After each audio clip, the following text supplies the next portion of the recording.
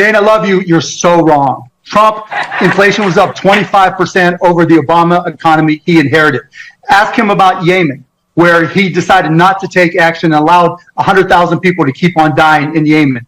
Talk to him about his tariffs. What worked with his tariffs? He had 4 years to make tariffs work with China. China kicked his ass. China took him to court, right? Because he didn't know how tariffs worked, and it hurt the economy. The economy was rolling along, and it got so hit by the tariffs that his appointment to the Federal Reserve, Jerome Powell, had to come back in and cut interest rates 3 times. And then we get to the real point of reckoning, the pandemic. And what does he do?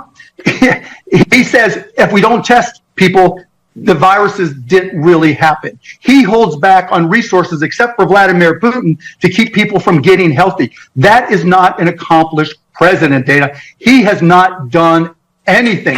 What he got, he inherited. You know what? His administration was the same as his personal wealth. He inherited it. I got to jump in with course corrections here.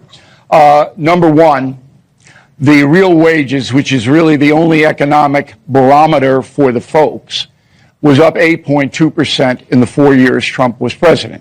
8.2 across the board for working Americans. Fact.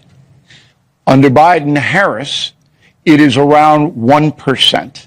No COVID pandemic. They have failed. Number two, inflation didn't start because Putin and the Arabs did anything.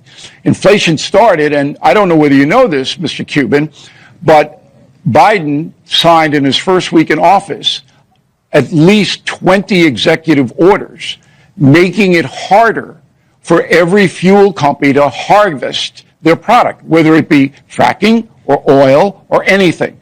The fuel company said, holy you know what, we're going to get hosed because our prices to get the stuff out of the ground are quadrupling, so we're going to do it retail now. That's what ignited it, not Putin and not Saudi Arabia. That is the truth.